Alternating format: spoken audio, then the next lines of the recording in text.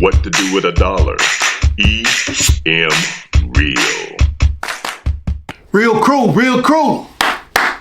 EM Real, right back at you with another episode of What to Do with a Dollar. Now this episode is how to get a home loan. Not just any loan, a construction loan. Hit the like, hit the subscribe button. Let's get to it. Hope everybody's enjoying your wonderful summer. Let's go ahead and start. Now this is going to be two parts. This is part one. I'll break it down in the compartments for every part. Part one.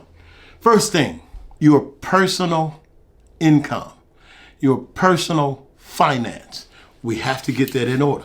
Hopefully you've been looking at my 10-10-10-70, the disciplined spending.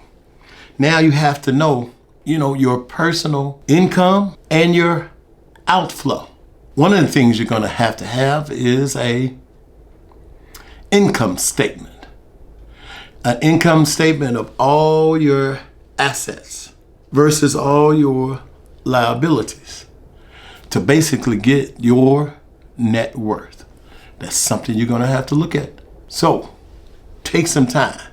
Put down the good and the bad and of course the in and the out of your finances. You're going to have that income statement. That's number one. Number two, you need to go and sit down with a bank. Now, the bank of your choice, the bank you've been doing business with, the bank that has your checking account, the bank that has your savings account, or your car loan.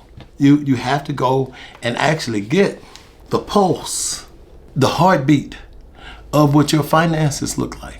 Once they get your financial statement, they know your income, they know what's going in and coming out, then the bank will then give you a pre-approval. So you have to know how much money do you have or can you afford to build with, whether it's 200,000, 300, 400, 500,000. You got to know what your capability is. So you got to meet with the bank to get a pre-approval. That's number two. Number three, it could be number one, it could be number two, or it could be number three. Of course, you have to know your credit score. Now, your credit. Here's a couple things with your credit. If you want to just purchase a home, you can have a credit score of 580 to 620.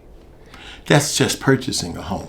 But in this case, we're talking about we want to build a home in construction. You got to have at least a 680. Credit score has to be up there. And then with your credit score, it has to show your debt to income ratio. Hey, it should be down, possibly under 30%, most definitely. See, that goes back to the income statement.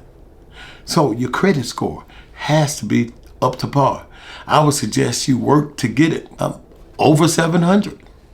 Now, you can take a look at some of those previous videos that I had, not only of the 10-10-10-70 on how to discipline spending, but those credit hacks.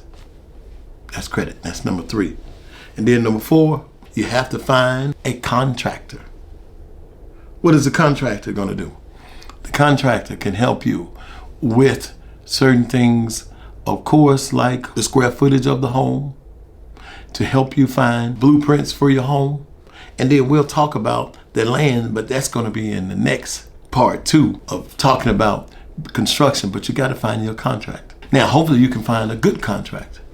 This contractor can work with you, and now they're going to charge you per square foot to build your home. Now, that means it could be built for $150, $175 to $200, $220 per square foot. You got to consider that. So if you want a 2,000 square foot house and the contractor is charging you $150 per square foot, you got to know you got to be pre-approved for $300,000. Yes, this segment in part one of a construction loan, owning your own house, not buying someone else's older home, and then having an asset on your side, regardless of how high the interest rates are now. I believe you should own your home as opposed to just being a renter. I'm EM Real. Till next time, keep it 100, keep it real. Deuces.